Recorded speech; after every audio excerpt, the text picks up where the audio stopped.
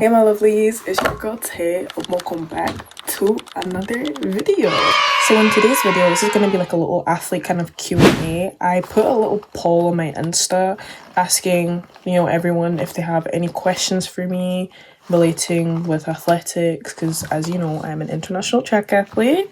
If you don't know it now. But yeah, I have been running for Scotland for a reasonable amount of time now. And yeah, as I said, I put a little poll on my Insta. Hold on, what are you doing if you're not following me? My Insta is Tehillah_Ike. My TikTok, Tehillah_Ike. If you're not subscribed to this channel, what are you waiting for?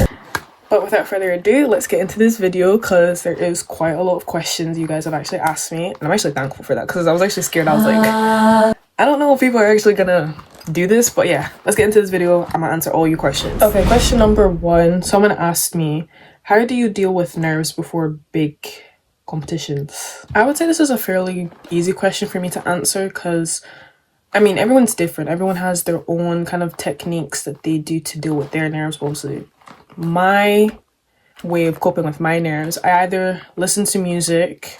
Most people do that. Sometimes I like to trick my mind.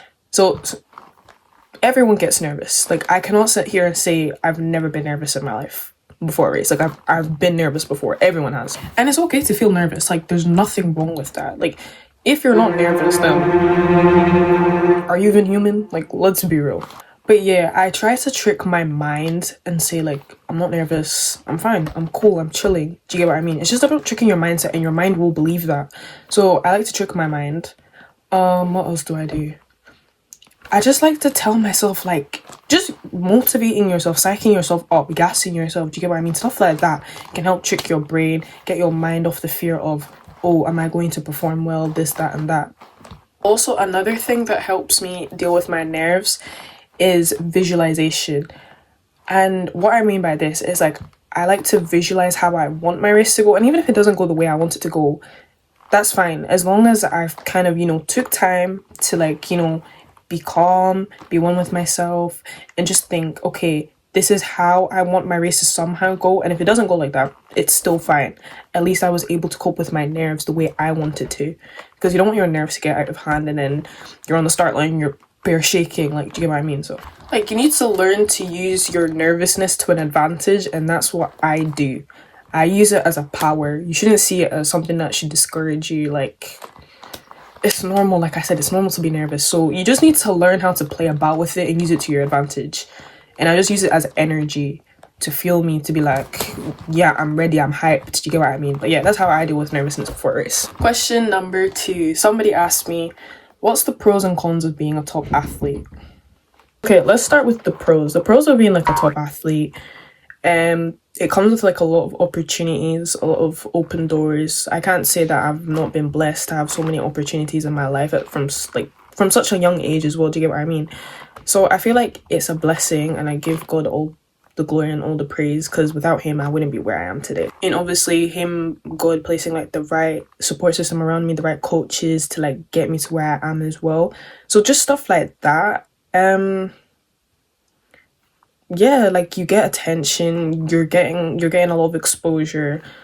That would be the pros of it. And like being able to inspire others, like, see when people actually come to me, like, even if in real life, like, some people recognize me from the internet and be like, are you that girl that runs this and that, like, oh, you're so inspirational, and it touches my heart. I'm just like, damn, like, I actually inspire people. And it's just like, it's crazy to think, like, I'm only 17 and I have like people that are like older than me saying they look up to me. Like, it's crazy, like, that you can have such a big influence on people. Do you get what I mean? So just stuff like that. I love to inspire people, I love to motivate people. So yeah, that comes with being a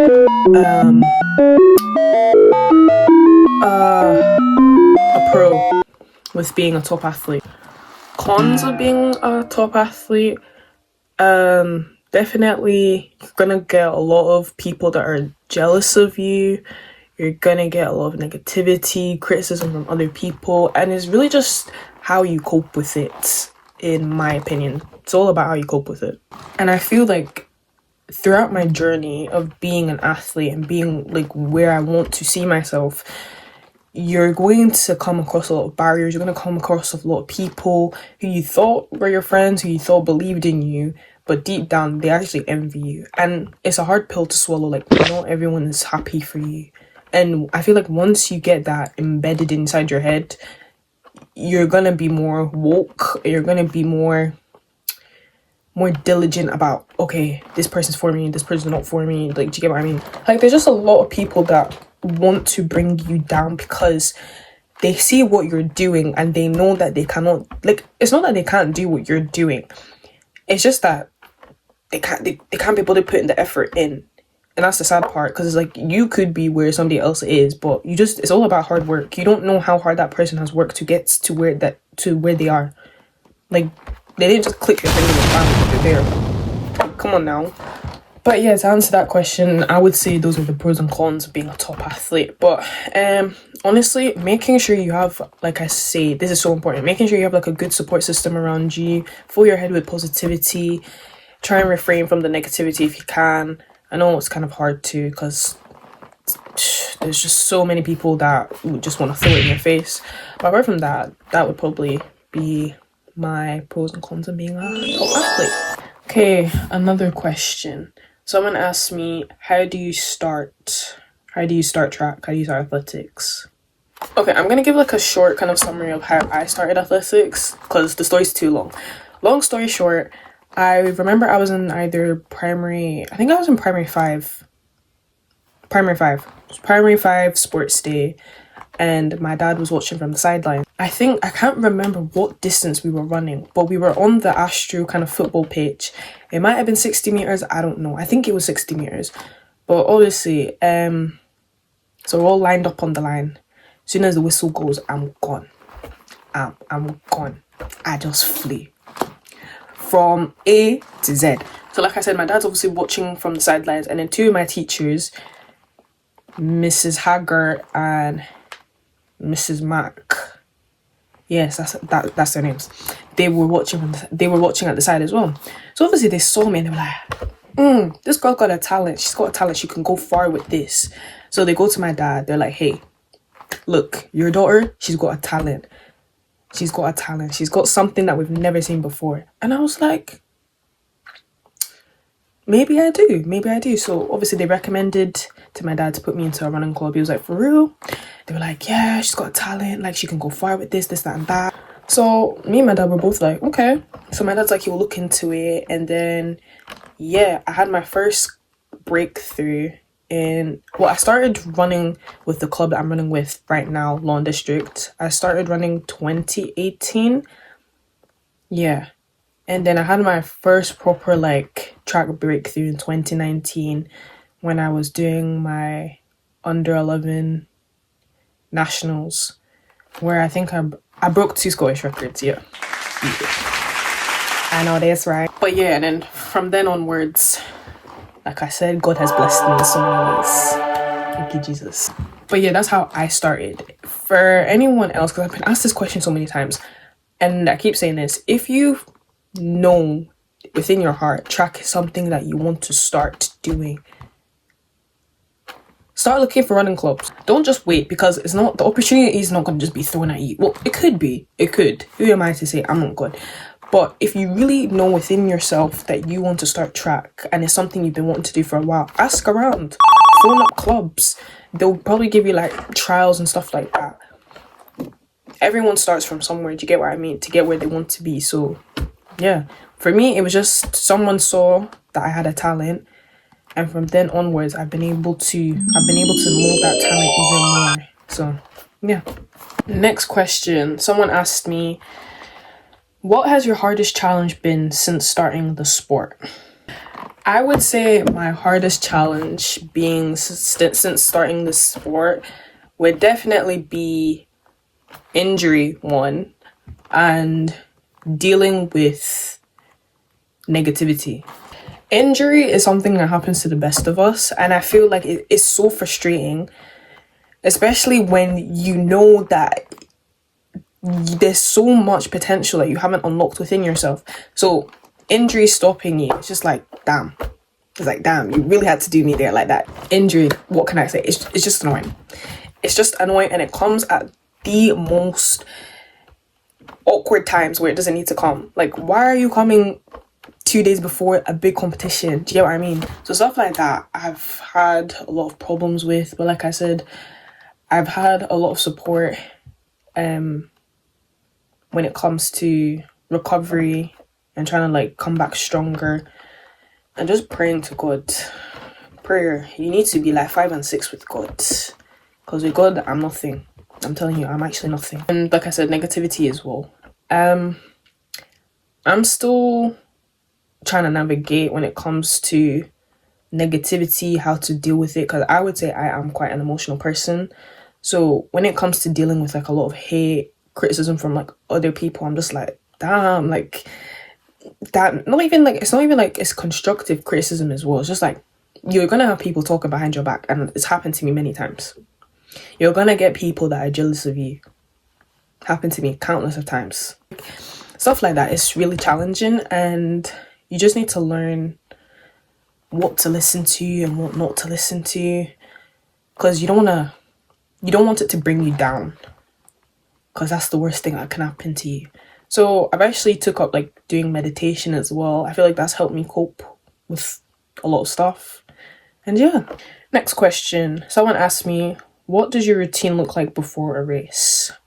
My routine before a race is quite simple. I like to just keep it simple, nothing too flashy. I like to keep it simple.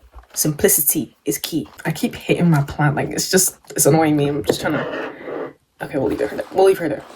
But yeah, I like to keep my race routine simple.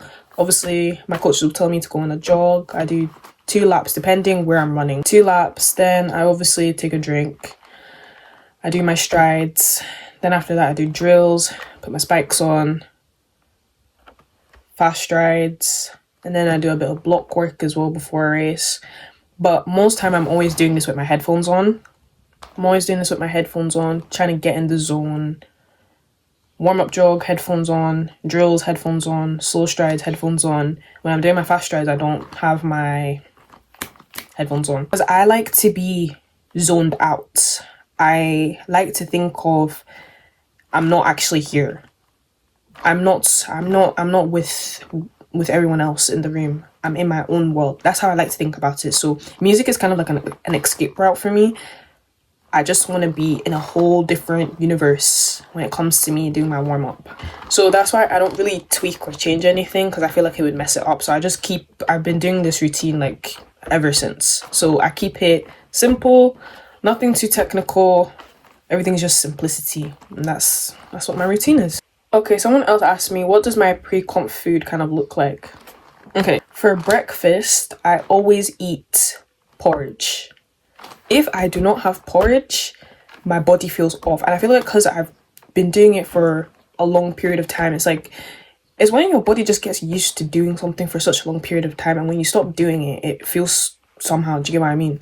So I feel like if I don't eat porridge, my body just feels weird. But I try to mix it up with like, one time I think I was running late to a competition, so I was just like, porridge takes time, because it's like you need to pour the hot water, cover it, let it evaporate a bit, and then add your milk or whatnot. So I was like, okay, let me quickly just make Weetabix. And obviously I don't usually eat Weetabix before a race, so it felt a little bit different. I felt off, so it kind of was like coming in the way with my warm-up and like my prep for my race. So I was like, yeah, I'm never doing that again. I'm just gonna stick to my porridge, my oatmeal. So it's like, if you have a routine, stick to it. Don't, like, if you want to tweak it, no one's stopping you. But like, if you know, like, you do want to tweak it, try it on a day where you're not going to like a major big competition. Like if it's like a little kind of like, you know, club champs or something, do it then. But yeah, and that's basically what my pre-comp food looks like. I don't like to eat too much. Okay, someone asked me, what was your favorite race ever and why? Okay, I think my favorite race, because I feel like this is the most memorable race, would have to be under 17 indoors nationals 2023. Let me explain. So obviously I was entered in for the 200 and the 60, but due to family issues I missed the 60. So obviously I was frustrated. I was like, damn. So we eventually got there, and obviously I talked to my coaches about like what was happening. They're like, okay, that's fine. So we were just focused on the 200. So I feel like cause of that anger I had within me for missing the 60, I was like, all my energy is going into this 200. Like, I don't even care. So I put all my energy into this 200. Heats, I was cruising. Semis, I was cruising. Final, oh my god. I can actually reminisce it. Like, it's just so, I can just feel like everything I felt on that day. But stood on the start line, and something that actually stuck with me, like before I was on the start line, my coach said to me prior, he was like, Tehillah, I think you're going to do something really special here. And I was like, yeah, I know I'm going to do something special, because I had that self-belief in myself because of all the anger and the frustration of me missing that 60. Like, all the self-belief just built up within me, and I was like, I'm going to do something special here.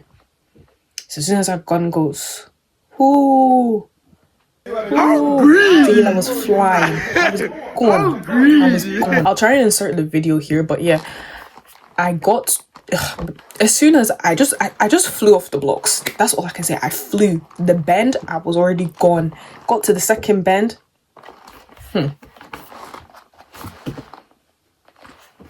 What can she not do? But yeah, that was definitely my favorite race because I broke the championship record. I ran a 24:5:9. Injured, by the way. Injured. I was having knee problems. Injured, by the way. So it just made me happier because it's like, damn, like I really did that. I really did that after all the challenges I overcame. All the challenges that were thrown at me, I did that. And like I say, I gave all the glory to God. Only God can do.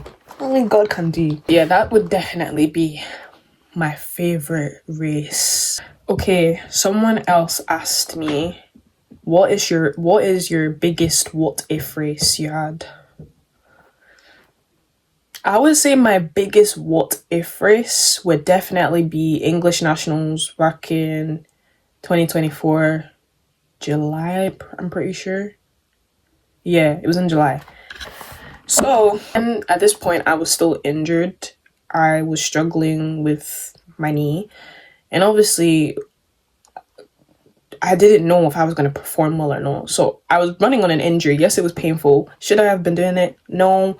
But it's like, I'm already here now, so I gotta run on it. So the heats of the 100 meter, I think I jogged a 12:4. Semis, now this is why this is my biggest what if race. So in the semis, believe it or not, like I said, I am injured. I'm struggling with my knee injury. I jogged an 11:9. 11:91, I think it was. My PB is 11:88, so I was close to my PB. Do you get what I mean? On an injured leg, by the way. On an injured leg.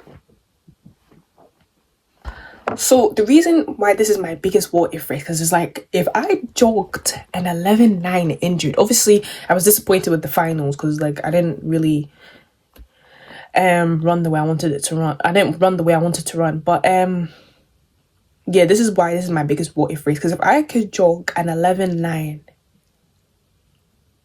in the semis on a cooked knee, how much more if I wasn't injured? Do you understand what I'm saying? But only God can see the foreseeable. I don't know. We'll never know what if. So that's why I don't really like dwelling on what if this happened or what if that didn't happen. So I like to continue looking at the future and the past. I like to be in the present and the here and now. But yeah, this has nothing to do with track, but someone asked me, what is your Starbucks order? My Starbucks order is a vanilla iced latte. You can never go wrong with vanilla. Okay, somebody asked me, how do you manage balancing school and running? Good question. So basically, I train 4 times a week. Obviously, I'm not training right now because I'm injured. This is the knee injury I've been talking about. I've sadly tore my meniscus in my knee a little bit. There's like a little cyst in it. Doctors found as well. But hopefully by his grace, we're trying to see if we can push surgery to be sooner. But yeah, apart from that, balancing it, like I said, I train 4 times a week, and the times I'm not training, obviously I go to school every day, but I'm going to be in uni soon. I'm entering uni soon. Go to school from Monday to Friday.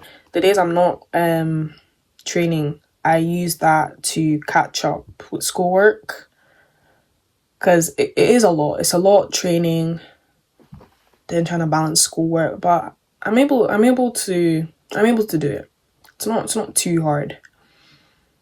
It's just you need to have balance. Do you get what I mean? And I feel like if you prioritize having like a kind of plan, it will kind of organize you more as well. So yeah, everything's fine when it comes to me balancing my school life and track life. Okay, somebody asked me, who's my favorite para athlete? That's such an easy one. Lydia. My girl Lydia. I love Lydia to bits. Lydia actually inspires me like a lot. Even though I'm older than her, like her work ethic, just the way she carries herself, like she inspires me a lot. And I feel like if you go on her page, like you would be inspired as well. But I love Lydia to bits. Like, God bless her. Like, she is my favorite para athlete. Divine, you're not slick. We know this is you, but anyways, Divine asked me, how does it feel to have a little brother who's a 2 times world record holder? Divine, that's my little bro. But yeah, again, Divine is someone that inspires me as well. He's honestly so talented. Like, you can see God's divine favor is working upon him. Like, it's just so talented. Like, he inspires me every day. He gives me such good advice before my races as well. I'm honestly just grateful to have him in my life. So yeah, this is the last question I'm gonna answer because there's so many. I would actually need to do a part 2 or else I'm gonna be here all day. But somebody asked me, what do you do on the days that you are not training and competing? For me, those days that I'm not training and competing, I like to focus on just doing like circuits in my home, or I'll just do like other things that I like doing, like drawing, go out with my friends, dress up, do you understand, go out to eat. And yeah, that's what I do. That's what I do. But nevertheless, thank you so much for tuning in with me, guys. Thank you so much for watching. If you've not, I would really appreciate if you can subscribe, drop a like, share this video with your friends. But yeah, I really hope you guys enjoyed this Q&A. This was actually really fun to do. Thank you so much for those who, you know, replied to my poll and, you know, chiming in questions here and there. Let me know if you would want me to do a part 2 of a little athlete Q&A, because I didn't answer all your questions. But yeah, thank you so much for watching. This is your girl Tay signing out, and I'll see you on the next one. Bye.